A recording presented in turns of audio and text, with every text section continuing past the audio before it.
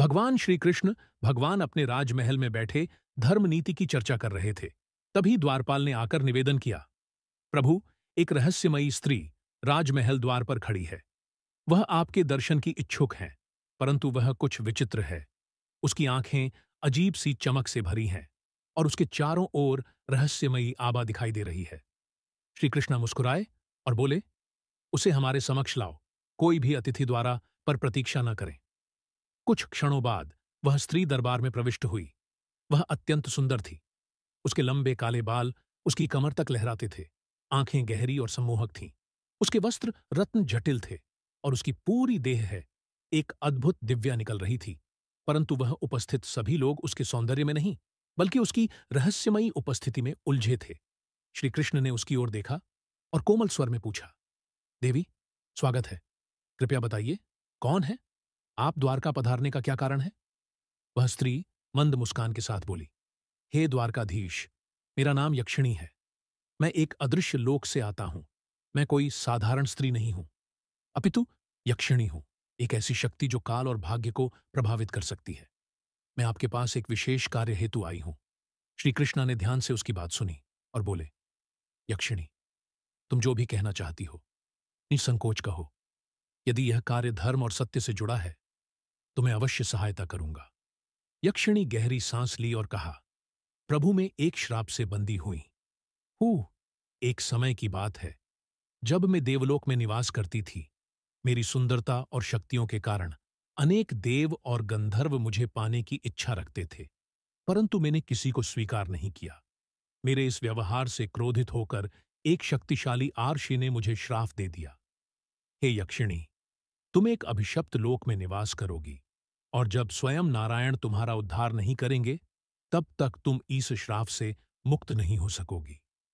श्री कृष्ण ने मुस्कुराते हुए कहा, तुम्हारा उद्धार संभव है। तुम्हें कठिन परीक्षाओं से गुजरना होगा। क्या तुम तैयार हो? यक्षिणी की आंखों में आशा की किरण जागी। उसने सर झुकाकर कहा, प्रभु, आपकी शरण में मेरा उद्धार संभव है, तो मैं किसी भी परीक्षा के लिए तैयार हूं। प्रभु, वह कोई साधारण आर्षि नहीं थे। वे सभी महातपस्वी दुर्वासा मुनि थे। श्री कृष्णा हल्का सा मुस्कुराई और बोले, अर्षि, दुर्वासा के क्रोध से बचाना अत्यंत कठिन है, परंतु उसके श्राप में भी कोई ना कोई उद्देश्य आवश्यक होता है। क्या तुम यह बता सकती हो कि उन्होंने यह श्राप क्यों दिया? यक्षिणी सर झुकाए और बोली, प्रभु, यह कथा अत्यंत पुरानी है। एक बार मैं देवलोक के एक उपवन में ध्यानमग्न थी। इस समय दुर्वासा मुनि वहां से गुजरे। उनकी दृष्टि मुझ पर पड़ी।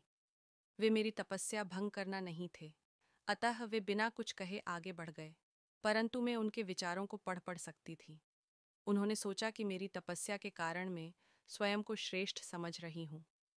इसी कारण उन्होंने मुझे श्राप दे दिया कि मैं यक्षिणी बनकर अभिशप्त लोक में रह उन और जब तक स्वयं नारायण मेरा उद्धार नहीं करेंगे, तब तक मुक्त नहीं हो सकूंगी। श्री कृष्णा ने मुस्कुराते हुए कहा, यक्षिणी, तुम्हारा उद्धार संभव है, परंतु इसके लिए तुम्हें कुछ परीक्षाओं से गुजरना होगा। क्या तैयार हो? यक्षिणी की आंखों में आशा की किरण जागी। उसने सर झुकाकर कहा, प्रभु, यदि आपकी शरण में मेरा उद्धार संभव है, तो मैं किसी भी परीक्षा के लिए तैयार हूं। श्री कृष्णा ने उसकी ओर देखकर कहा, तो सुनो यक्षिणी, तुम्हें 3 कार्य करने होंगे। पहले तुम्हें अपने भीतर के अहंकार को पूरी तरह त्यागना होगा। दूसरा, तुम्हें बिना किसी मोह और स्वार्थ के सेवा और प्रेम का मार्ग अपनाना होगा। और तीसरा, तुम्हें एक विशेष स्थान पर जाकर कठिन साधना करनी होगी, जहां स्वयं ब्रह्मा विष्णु महेश की शक्तियां प्रकट होती हों। यक्षिणी ने श्रद्धा से सर झुका लिया और बोली, प्रभु, मैं आपकी हर आज्ञा का पालन करूंगी। कृपया मुझे बताइए, वह स्थान कौन सा है जहां मुझे साधना करनी होगी? श्री कृष्ण ने हल्की मुस्कान के साथ उत्तर दिया, वह स्थान कैलाश पर्वत के समीप स्थित अगम्य गुफा है। इस गुफा में तपस्या करना अत्यंत कठिन है, क्योंकि यहां माया भय, मोह और मोहिनी शक्तियां साधक को विचलित करने के लिए प्रकट होती है। यदि तुम इन बाधाओं को पार कर सच्चे मन से ध्यान करोगी, तो तुम्हारा उद्धार निश्चित है। यक्षिणी ने अपनी आंखें बंद की और सांस ली। फिर दृढ़ता से कहा, प्रभु, मैं कठिन साधना के लिए तैयार हूं। कृपया मुझे आशीर्वाद दे कि इन परीक्षाओं से सफल हो सकूं। श्री कृष्ण ने अपने करुणामय नेत्रों से उसे देखा और बोले, स्मरण रखना, इस मार्ग में सबसे कठिन परीक्षा तुम्हारे मन की होगी। यदि तुम मोह माया से मुक्त हो पाई और अपने भीतर प्रेम, त्याग और संपूर्ण का भाव जागृत कर पाई, तो से काल भी तुम्हारा कुछ नहीं बिगाड़ सकेगा। जाओ, अपनी मार्ग पर अग्रसर हो, मेरी कृपा सदैव तुम्हारे साथ है। यक्षिणी हाथ जोड़कर भगवान श्री कृष्ण को प्रणाम किया और वहां से प्रस्थान किया।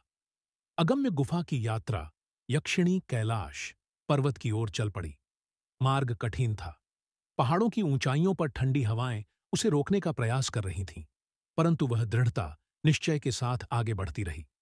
अंततः कई दिनों की यात्रा पक्ष वह उसे रहस्यमयी अगम्य गुफा तक पहुंच गई।